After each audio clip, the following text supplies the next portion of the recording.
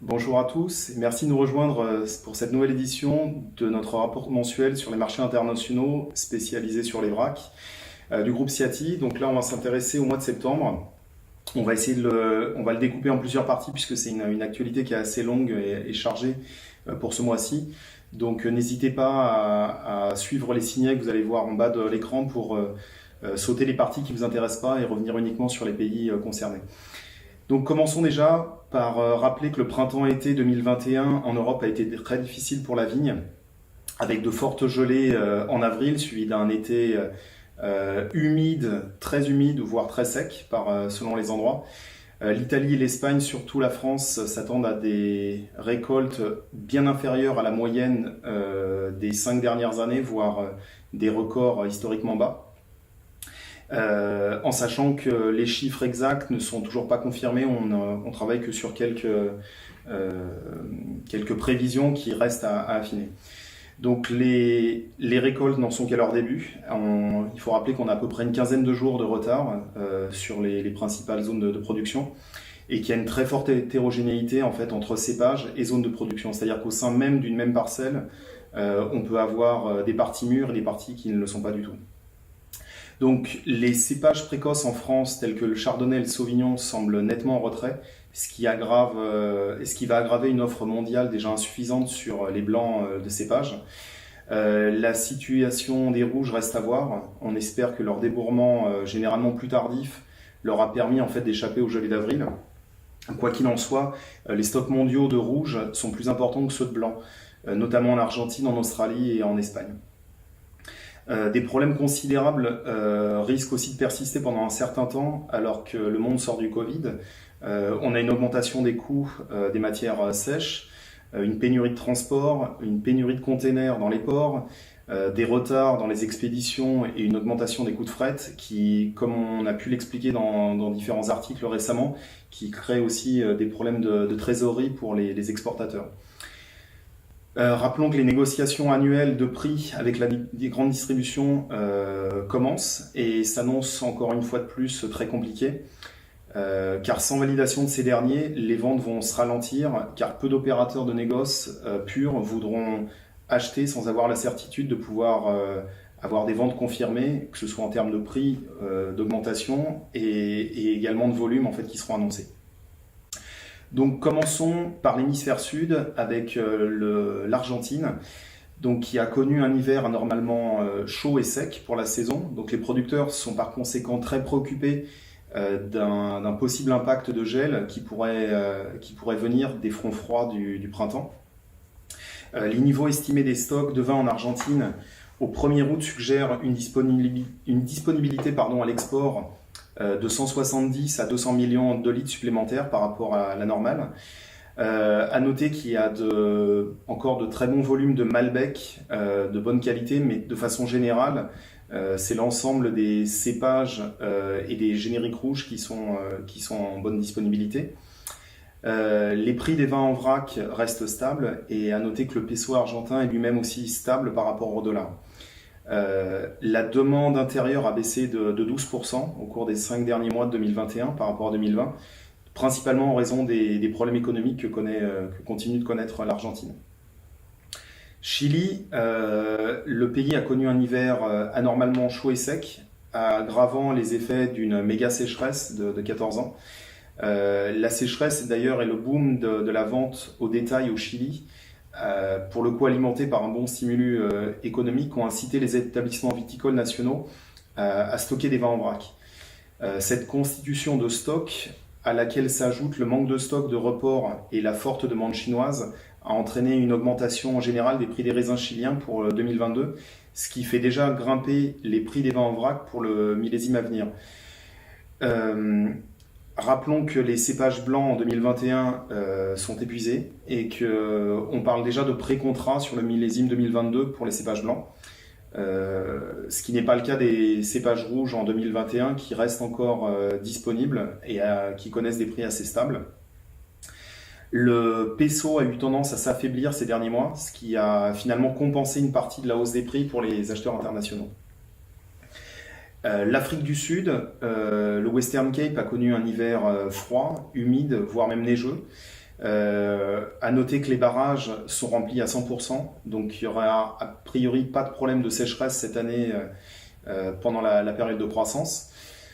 On note un bon niveau d'approvisionnement des cépages rouges, du chenin blanc, des colombards et des génériques, avec des prix assez compétitifs et surtout négociables. Ce qui n'est pas le cas des chardonnays, des pinot grigio, des sauvignons blancs de qualité supérieure qui sont très difficiles à trouver et qui ont été les principaux moteurs en fait, de l'augmentation des exportations de vrac au cours des 12 derniers mois.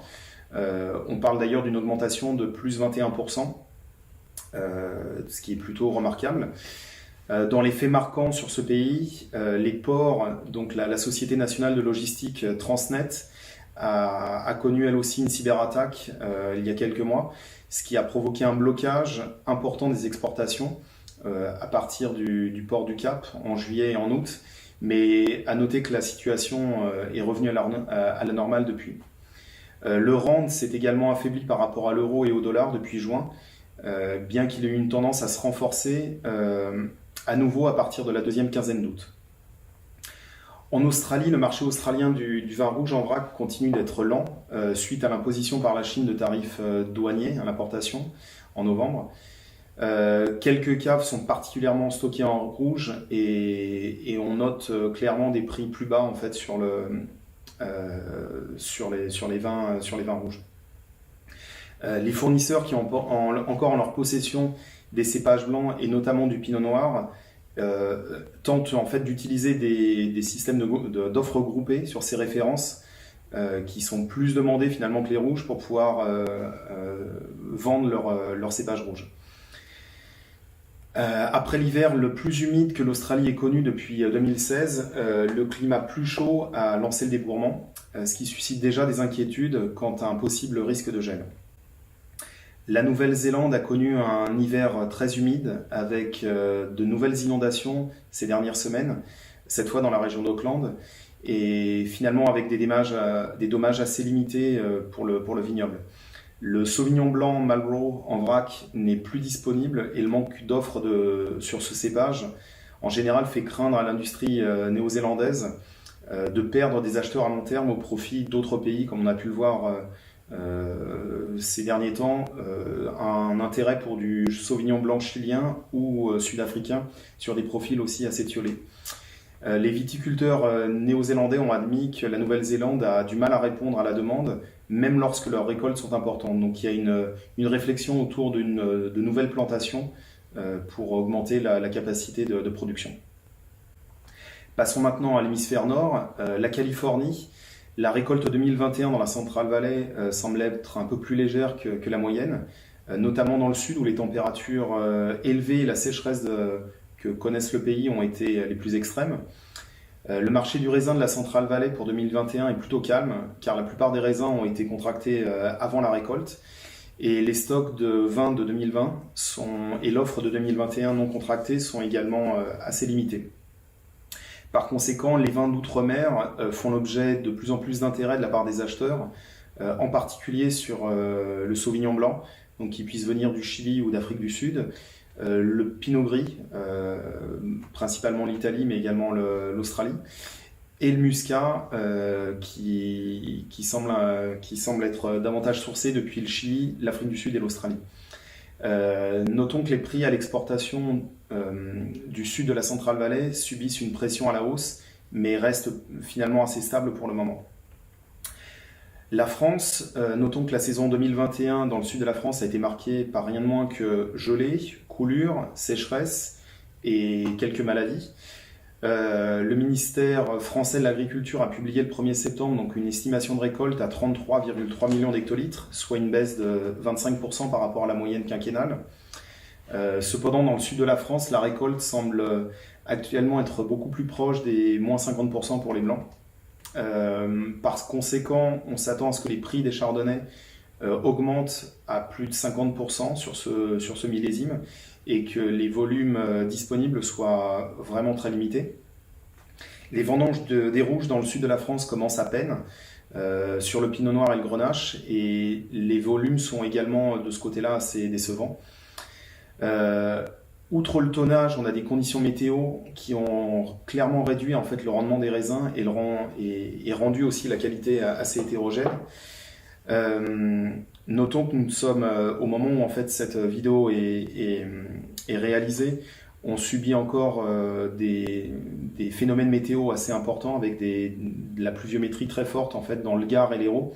Donc la fin de la récolte, enfin voilà, tous les raisins ne sont pas encore entrés, donc c'est encore difficile de se prononcer sur exactement le volume qui sera attendu.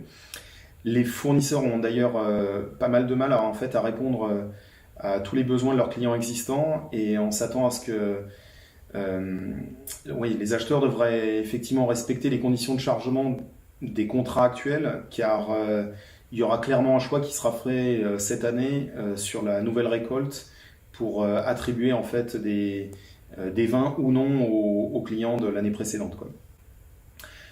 Prenons l'Italie maintenant. La récolte 2021 devrait être elle aussi inférieure à peu près de 9% à 2020 en raison des gelées d'avril et puis des fortes pluies ou de la sécheresse de l'été. Les attentes en matière de rendement varient. Notons que par exemple la Vénétie, les Pouilles, l'Émilie-Romagne, les Abruzzes connaissent des tendances inférieures de moins 7 à quasiment moins 18%, et que par contre la Sicile va être sûrement une des rares zones à connaître une hausse de récolte de 9% cette année. Côté vente, le Prosecco continue de connaître une forte croissance par rapport à 2019 et pas seulement en 2020, puisque les ventes de janvier à août 2021 ont augmenté de 24% par rapport à janvier-août 2019. Et que cette croissance conduit finalement le consortium à réfléchir à un élargissement temporaire de l'appellation pour la récolte 2021 afin de contribuer à réduire le risque de rupture de stock en 2022. Les prix des raisins affichent en général une augmentation de 20%, donc ça ne touche pas que le Prosecco, on parle également des Primitivo, du Pinot Grigio et d'autres génériques blancs et rouges. Et les cours des vins sont pas forcément connus et restent réellement à établir. En ce qui concerne l'Espagne, les dégâts causés par le gel au début de la saison de croissance, puis les tempêtes et les températures élevées, ont limité la taille de la récolte 2021 en Mancha. La récolte pourrait d'ailleurs être réduite de 20 à 35% selon nos dernières estimations. Cette nouvelle a donné lieu à des spéculations de la part des vendeurs et à une augmentation des prix du vin en vrac de quasiment 30% sur les dernières semaines et 20% sur le mou concentré. À noter que le rythme des chargements s'est accéléré, ce qui, conjugué aux prévisions d'une récolte moins abondante, a atténué les préoccupations relatives à l'espace de stockage dans les caves. Donc on note une forte demande italienne des vins génériques et des mousses sulfitées sur les dernières semaines, et on s'attend à ce que les acheteurs français se manifestent finalement tôt ou tard, en sachant que les premiers contrats sur les bases mousses des opérateurs allemands ont été faits dans les dernières semaines. Voilà, j'espère avoir été le plus complet, le plus rapide possible dans cet exercice. Merci encore de votre attention. Dans ce contexte très compliqué, n'hésitez pas à nous contacter pour nous adresser toutes vos demandes spécifiques, qu'elles concernent de la vente ou de l'achat. Et merci encore à Vincéo pour le relais et puis la lumière apportée par cette diffusion. Bonne journée à tous et au mois prochain. À bientôt. Au revoir.